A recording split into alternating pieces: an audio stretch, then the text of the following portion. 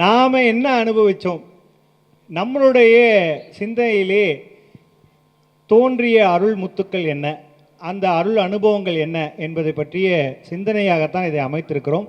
அந்த வகையில் இந்த அமர்விலே நமது ஐயா பொன்ராஜ் ஐயா அவர்கள் இங்கே வந்திருக்கிறார்கள். அவர்களை மேடைக்கு வருமாறு அன்போடு அழைக்கின்றோம். அதோடு வழக்கறிஞர் முனைவர் உமாசங்கரி அம்மையார் அவர்களும் வந்திருக்கிறார்கள். அவர்களையும் அன்போடு அழைக்கின்றோம். இவர்கள் இருவருமே இந்த வருடம் நம்முடைய திருமந்திர மாநாட்டிலே விருதாளர்களாக விருது பெற்றவர்கள். அவர்கள் சிவத்தல செம்மல் என்றும் அம்மையார் அவர்கள் திருமுறை மாமணி என்றும் என்கின்ற அந்த அற்புதமான பட்டங்களை எல்லாம் பெற்று சிறந்த முறையிலே அவர்கள் பணியை ஆற்றி கொண்டிருக்கிறார்கள். அவர்களை அன்போடு அழைத்து அவர்கள் இதுக்கு மேலே நான் ரொம்ப நேரம்லாம் மைக்கு சார், ஒரு மைக்கு 2 மைக்கு பிடிச்சிருக்கீங்க சார் அப்படின்னு பயப்படாதீங்க. அவரவர்கள் கீழே மைக்கு கொடுத்துருவோம், கவலைப்படாதீங்க, சரிங்களா? ஆக அந்த வகையிலே விரைவாக அந்த சிந்தனையை செலுத்துவதற்கு வழி அமைத்து இந்த இடத்தை நான் நிறைவு செய்கின்றேன். அவர்கள் இன்னொரு மன்னிக்கணும், நம்முடைய திருப்புகழ் கண்ணதாசன் அவர்களை மேடையிலே எழுந்தருளிக்கிறார்கள். ஒரு சிறந்த பக்தர். அவர் திருப்புகழை பாராயணம் பண்ணணும் அப்படின்னு சொன்னால் அவர் பாட அருவி மாதிரி கொட்டிக்கிட்டே இருக்கும். இத்தனைக்கும் அவர் ஒரு கல்லூரி பேராசிரியர் அல்ல ஆன்மீக சொற்பொழிவாளர் அப்படியெல்லாம் இல்லை. அவர் ஒரு பேருந்து நடத்துனர். ஆனால் திருப்புகழை சொல்லணும்னு சொன்னால் அற்புதமாக அவர் ஒரு 100 பேரை அவர் மாணவர்களாக உருவாக்கி இருக்கிறார்கள். அவ்வளவு சிறப்புமிக்க அவர்களும் இங்கே வந்திருக்கிறார்கள். அவர்களையும் வருக வருக என்று வரவேற்று இப்பொழுது நமது பொன்ராஜ் ஐயா அவர்கள் ஒரு நிமிஷம்.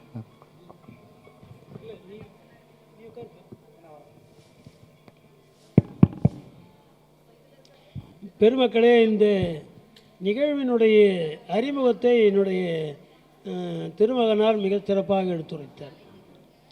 இப்போ என்ன மிகவும் முக்கியமான சிந்தனை என்று சொன்னால், நான் சொன்னது போல இது 75வது ஆண்டு முடிந்தது. வாரியார் சுவாமியிலிருந்து அதை ஆரம்பித்தார்கள். அப்போல்லாம் எப்படி நடக்கும்னா, அங்கே இதே மாதிரி 9 மணிக்கு அல்லது 9:30க்கு உணவு முடிந்துவிடும். அதன் பிறகு ஒரு 3-4 சொற்பொழிவாளர்கள் பேசுவார்கள். அதன் பிறகு என்ன ஒரே நம்பிக்கை தெரியுமா, இனிமே நீங்கள் எங்களை விட்டு போக முடியாது.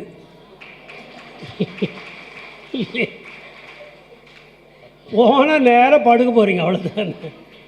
படுக்கிறதுக்கு முன்னால் வீட்டில் கொஞ்சம் நேரம் நம்மளே கலந்துரையாடல் பண்ண மாதிரி இருக்கும் இல்லையா? தம்பி சொன்னது போல் நான்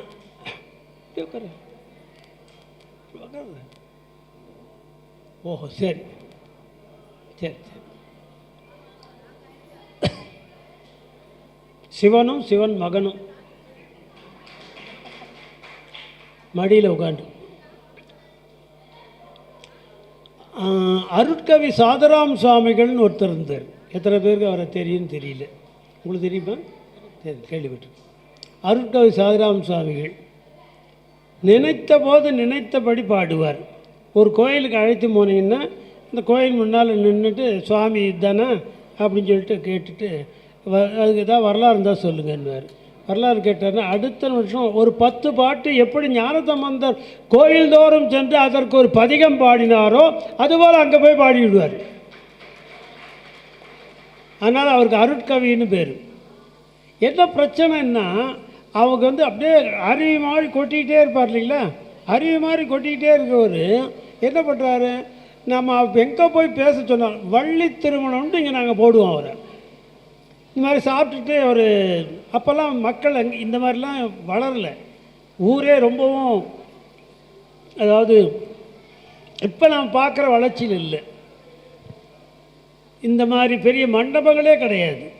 எல்லாம் மணலை போட்டிருப்பாங்க. ஒரு பந்தலை போட்டு ஓரளவு தான் பந்தல் போடுவாங்க. அப்போ வாரியார் சாமி வராரு அப்படின்னு சொல்கிறதுக்காக என்ன பண்ணால் சுற்று வட்டாரத்து கிராம மக்கள் அத்தனை பேரும் கூட்டிடுவாங்க. அங்கே சண்முகர் கோயிலேருந்து பார்த்தீங்கன்னா இங்கே இந்த தேரையும் தாண்டி மக்கள் உட்காந்துருப்பாங்க. அவ்வளோ சிறப்பாக நடக்கும்.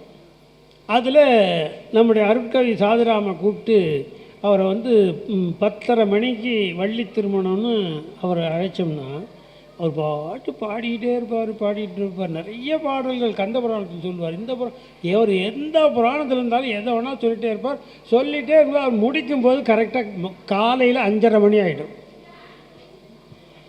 நிறைய பேர் பாருங்கள், ஐயோ சிவாய நமன்றாங்க.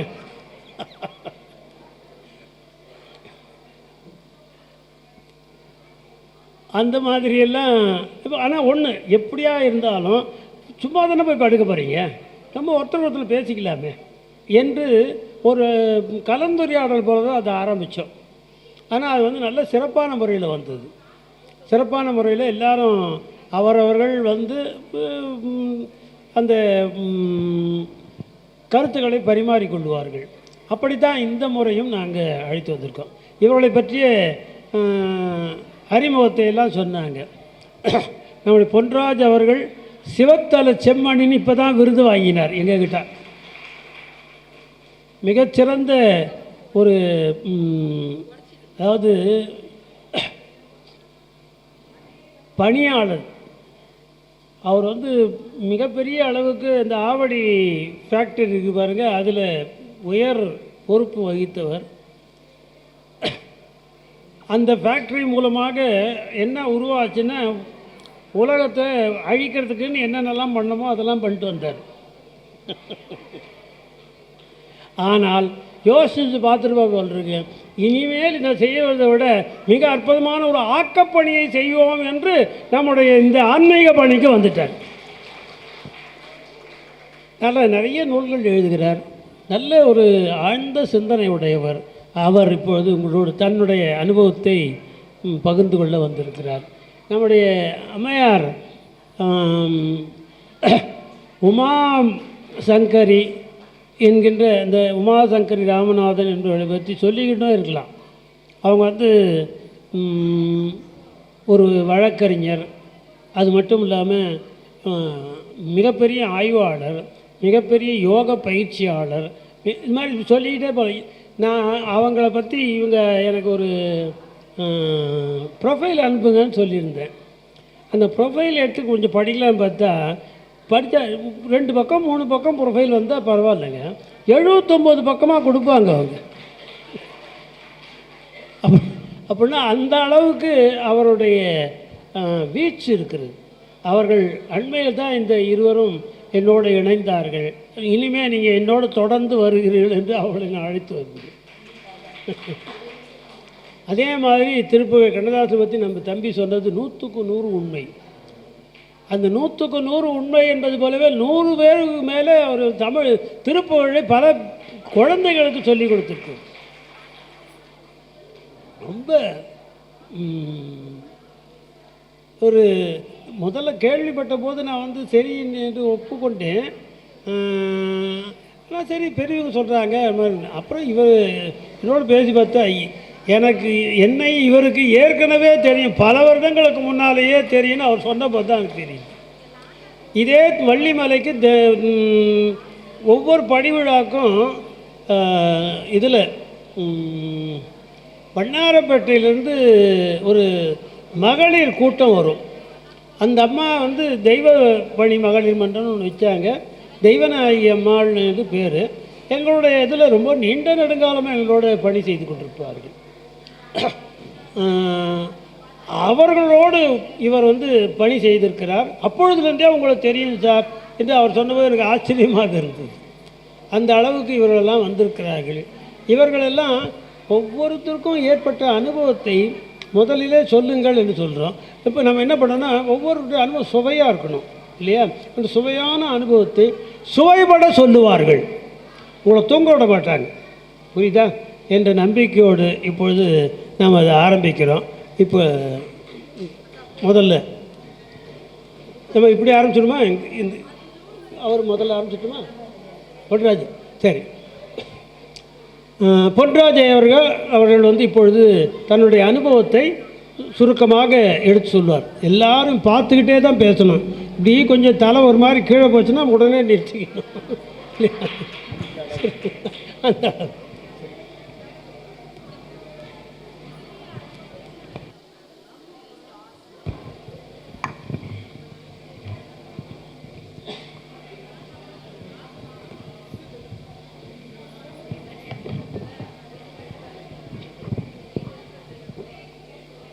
மாதா பிதா குருவுக்கு வணக்கம், எந்தன் ஈசனுக்கு வணக்கம்.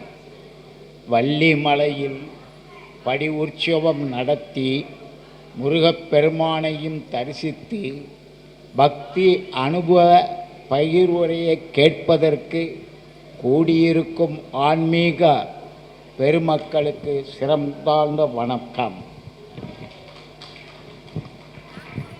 இப்போது பக்தி அனுபவ பகிர்வுரையை பகிர்கிறேன். இதன் தொடக்கமாக ஒரு நிகழ்வை பற்றியும் அனுபவத்தை பற்றியும் இறுதியாக வேல்மாறல் பற்றிய விளக்கம் பற்றியும் குறிப்பிட்டு என்னுடைய உரையை முடிக்கிறேன். விழிக்கு துணை திரு மென்மலர் பாதங்கள், மெய்மை குன்றா மொழிக்கு துணை முருகாவெனும் நாமங்கள், முன்பு செய்த பழிக்கு துணை அவன் பன்னிரு தோளும், பயந்த தனி வழிக்கு துணை வடிவேலும் செங்கோடன் மயூரமே என்ற வேல்மாறல் மகாமந்திரத்தை தியானித்து முருகன் நாமத்தை நாவில் படரவிடுகிறேன். இப்போது வேல் வேல் முருகா, வெற்றி வேல் முருகா, வேல் வேல் முருகா, வெற்றி வேல் முருகா, காத்திடுவாய் கந்தாய், காத்திடுவாய் கந்தா, கருணைவேல் முருகா, முருகா முகுந்தா. ஓம் சரவண பவாய நமக. முருகா முருகா ஓம்கார நாயகனே வெற்றிவேல் முருகா, எமை காத்திடுவாய் முருகா கந்தா வேளா, உன்னை கரங்குவித்து வணங்குகிறேன் செந்தில் வேளா. எந்தன் இளம் வயதில் எனக்கு ஏற்பட்ட முருக வழிபாட்டையும் அதனால் கிடைத்த அனுபவங்களையும் பகிர வந்துள்ளேன் இந்த ஆன்மீக சபையில். கவனமாக செவிமடிப்பேர் செந்தில் ஆண்டவரின் உரைதனை. முத்து குளிக்கும் நகரம் அதுவே தூத்துக்குடி.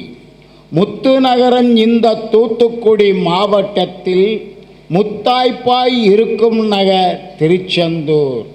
திருமுருகன் அருள்தரும் இங்கு வேலவனுக்கு கருவறை. வைகாசி மாதம் விசாகம் பட்டி தொட்டி மக்கள் வைகரையில் துயிலெழும் நேரம், மாட்டு வண்டியில் வைக்கோலை பரப்பி மக்கள் உட்கார்ந்த வண்ணம் வைக்கோல் கூண்டு கட்டி புறப்படுவர் திருச்செந்தூருக்கு. செல்லும் வழியில் புதியம்புத்தூராம் எமது ஊரில் செருமிகு தோற்றத்துடன் ஓய்வெடுப்பர் எம்பூரில். செவ்வனே சமையல் செய்து கூட்டாக இருந்து செவ்வாழை இலையில் உணவு படைத்து உண்பர். பொதியமர்த்தி சோறாக்கி உண்டு ஓய்வெடுத்து பொதியமர்த்திய ஊரிலிருந்து மறுபடியும் பயண புறப்பாடு நடைபெறும். இவ்வாறு ஆண்டுதோறும் பொதியமர்த்தியதால் எம் ஊர் பொதியம்புத்தூர் ஆயிற்று. அதுவே காலப்போக்கில் புதியம்புத்தூர் என்பர். இது வ.உ. சிதம்பரம் பிள்ளை பிறந்த ஓட்டப்பிடாரம் அருகில் உள்ளது என்பது குறிப்பிடத்தக்கது. அத்தருணத்தில் சித்தப்பா திருச்செந்தூர் சென்று வருவார். அனைத்து பழங்களுடன் தேன் கலந்த பஞ்சாமிர்தம் அவர் பாங்காய் படைத்து என்னையும் கூவி அழைப்பார். குடும்பமே கூடியிருந்த வண்ணம் உண்டு மகிழ்வோம். குதூகலமான அந்த வாழ்க்கையில் எனக்கு மனம் முடித்தது. மனம் முடித்தும் வாழ்ந்தேன். புனிதவதியாம் என் துணைவியார் கூறுவாள், கந்த சஷ்டி 36 முறை திருமுருகன் முன்பு நம்ப மாட்டீர், வைத்த கோரிக்கை உடன் நடக்கும். நம்ப வைப்பால் முருகன் திருவருளை உறவினருக்கு. நானும் யோசித்ததுண்டு, திருச்செந்தூர் முருகனுக்கு நல் மனதுடன் காவடி எடுத்து மனமுடித்த என் மனைவியின் முருக பக்தியைக் கண்டு வியந்தேன். மனைவியின் இந்த அரும்பெரும் செயலே என் மனதில் பதிந்த பதிவை பகிர்கிறேன். இப்போது மாற்று கருத்து தரமாட்டீர் என்று நம்புகிறேன். சைவ சித்தாந்தத்தில் பக்தி என்பது ஈடுபாடு, அன்பு மற்றும் சரணாகதி என்று பொருள்படும். இறைவனிடம் ஆன்மா கொண்டிருக்கும் அன்பு அவரிடம் சரணாவடைவதும் பக்தி எனப்படும். அவை சரணாகதி பக்தி, இது இறைவனிடம் சரணடைதல், அவரிடம் தன்னை முழுமையாக ஒப்படைத்தல். ஆனந்த பக்தி, இறைவனின் புகழையும் அவரது செயல்களையும் பாடி அனுபவித்தல். ஞான பக்தி, இறைவனை உணர்ந்து அவரது தன்மையை அறிந்து அவரோடு ஐக்கியமாக இருத்தல். அனுபவம் பற்றி குறிப்பிட வேண்டுமானால் அது பசு அனுபவம், பதி அனுபவம், பாச அனுபவம் என்று 3 வகைப்படும். ஆன்மா தன்னை உணர்ந்து கொள்வது பசு அனுபவம், இறைத்தன்மையை உணர்ந்து கொள்வது பதி அனுபவம். மாயாபந்தத்தில் சிக்கி ஆன்மா அனுபவிப்பது பாச அனுபவம். என் வாழ்வின் அனுபவத்தில் இதோ ஒரு செய்தி குறிப்பு. எங்கும் பொங்கல் திருநாள் கோலாகலம். அன்று எங்கள் இல்லத்தில் இனிப்பு வைக்க உதவும் எம் மரபுப்படி அட்டைப்பட்டி தயாரிப்போம் வீட்டில். இரவு தருவாயில் படித்திருந்த மகள் வாயில் நுரை. இரவு நேரம் மருத்துவமனை படையெடுப்பு அவசரமாக. இப்போது முதலுதவி பயனில்லை. படையெடுப்பு இலவச அரசு மருத்துவமனைக்கு. போகும் வழியில் ஆட்டோ நின்றது, எரிபொருள் தீர்ந்ததால். இறைவனை அப்போது முதலில் நினைத்தேன், வேண்டினேன். அதோ ஒரு ஆட்டோ வந்தது. மருத்துவர் ஒருவர் அதிலிருந்து இறங்கினார். நீங்கள் நம்ப மாட்டீர், இது உண்மை சம்பவம். ஆட்டோவை கொடுத்து உதவினார். முதலில் வந்த ஆட்டோக்காரர் அப்போது என்னிடம் பணம் கேட்கவில்லை. அந்த செய்தியே என் பக்திக்கு அடிகோலிட்டது என்ற அந்த எந்த அனுபவமே என் பக்திக்கு வித்து அளித்தது என்பேன். இப்போது நாம் வள்ளி மலையில் கூடியுள்ளோம். இன்று வேல் மாறல் மகாமந்திரம் முதலில் பார்த்தோம். இப்போது வேல்மாறல் தோற்றம் பற்றி சற்று நேரம் சிந்திப்போம். இன்று சச்சிதானந்த சுவாமிகள் பற்றி அறிந்தோர் சிலர். சுமார் 1928ஆம் ஆண்டு தருணத்தில் நம் சச்சிதானந்த சுவாமிகளை தரிசிக்க வருகிறார் திருலோக முருகன் என்று கூறிக்கொண்டு. திருலோக முனிவர் முருகன் என்று சுவாமி சச்சிதானந்திடமே தான் கற்ற கல்வி வித்தைகளை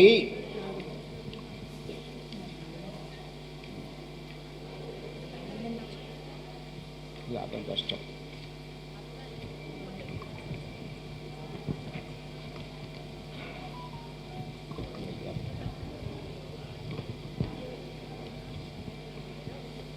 மன்னிக்கணும்.